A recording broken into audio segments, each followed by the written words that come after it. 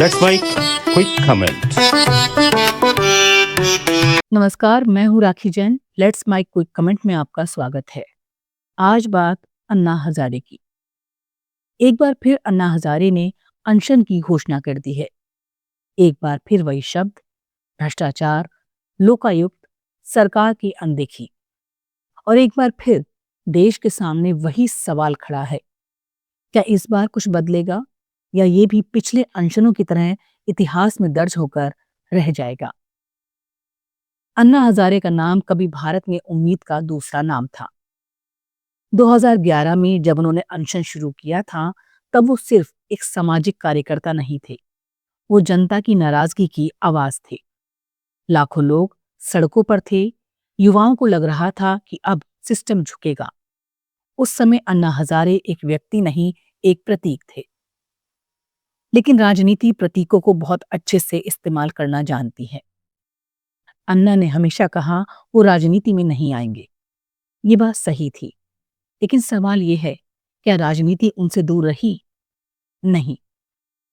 उनके आंदोलन के आसपास जो लोग खड़े थे, उनमें से कई बाद में सत्ता के गलियारों तक पहुंचे। आंदोलन के नारे चुनावी भाषण बने। मंच से संसद तक का रास्ता बहुत छोटा निकला और अन्ना हजारे वहीं रह गए।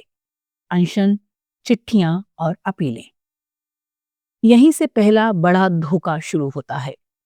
ये धोखा सिर्फ अन्ना के साथ नहीं हुआ, ये उस जनता के साथ हुआ जिसने उन्हें अपना नैतिक प्रतिनिधि माना था।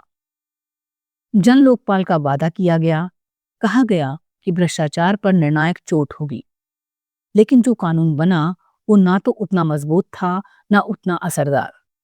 सत्ता बदली, सरकारें बदली, लेकिन व्यवस्था जस की तस रही। अन्ना ने फिर अनशन किया, सरकार ने फिर आश्वासन दिए और जनता का भरोसा हर बार थोड़ा थोड़ा कम होता गया। एक समय बाद अनशन की खबरें बननी बंद हो गईं। जो आंदोलन कभी प्राइम टाइम पर था, धीरे धीरे स्क्रॉल और फिर फुटनोट बन गया। इस पूरी कहानी का सबसे कड़वा सच ये है कि अन्ना हजारे ईमानदार थे, लेकिन राजनीति की चालों को समझने में चूक गए। उन्होंने मान लिया कि नैतिक दबाव हर दौर में उतना ही असरदार रहेगा, लेकिन देश बदल चुका था। आज राजनीति सड़क से नहीं, स्क्रीन से चलती है। आज ध्यान कुछ सेकंड का होता है, आज भावनाएं ट्रेंड्स में बदल जाती हैं। अन्ना उसी हथियार से लड़ते रहे जिसकी धार कुंद हो चुकी थी। और फिर शुरू हुआ उनका मजाक। जिन मीडिया हाउसों ने कभी उन्हें दूसरा गांधी कहा था, वही पूछने लगे, फिर अनशन? सोशल मीडिया पर संवेदना की जगह तंज आ गया। ये मजाक सिर्फ अन्ना हजारे का नहीं था, ये उस समाज का मजाक था जिसने कभी उन्हें सिर आंखों पर बिठाया था। यहाँ एक जरूरी सवाल उठता है, क्या अन्ना हजारे से भी गलतियां हुई? जवाब है हाँ। उन्होंने आंदोलन का नियंत्रण अपने हाथ में नहीं रखा। उन्होंने समय रहते राजनीतिक दूरी साफ नहीं की। और सबसे बड़ी बात, उन्होंने ये भी नहीं समझा कि जब आंदोलन राजनीति में बदल जाए तो नैतिकता सबसे पहले कुर्बान होती है। आज की ताजा अनशन घोषणा को अगर ध्यान से देखें तो ये सिर्फ सरकार के खिलाफ विरोध नहीं है, ये एक टूटे हुए विश्वास की आखिरी आवाज है। एक ऐसे व्यक्ति की कोशिश है जो अब भी मानता है कि नैतिकता से सत्ता को झुकाया जा सकता है। लेकिन असली सवाल ये नहीं है कि अन्ना सही है या सरकार गलत।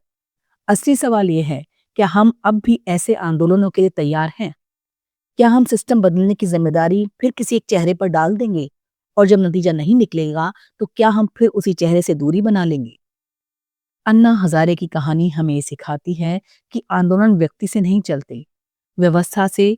लड़ाई व्यवस्था की समझ से ही जीती जाती है। और ईमानदारी अगर रणनीति से खाली हो तो वो राजनीति में हार जाती है। आज अन्ना का अनशन एक चेतावनी है, सिर्फ सरकार के लिए नहीं, हमारे लिए भी, कि अगर हम हर बार उम्मीदें सौंपकर पीछे हटते रहे तो कोई भी अन्ना हजारे सिस्टम नहीं बदल पाएगा। आप क्या सोचते हैं, कि अन्ना हजारे का अनशन कोई असर डालेगा या ये सिर्फ एक और अध्याय बनकर रह जाएगा? कमेंट में जरूर बताइए, क्योंकि चुप्पी सबसे बड़ी हार होती है। फिलहाल लेट्स माइक क्विक कमेंट में इतना ही। देखते रहिए, सुनते रहिए लेट्स माइक। नमस्कार।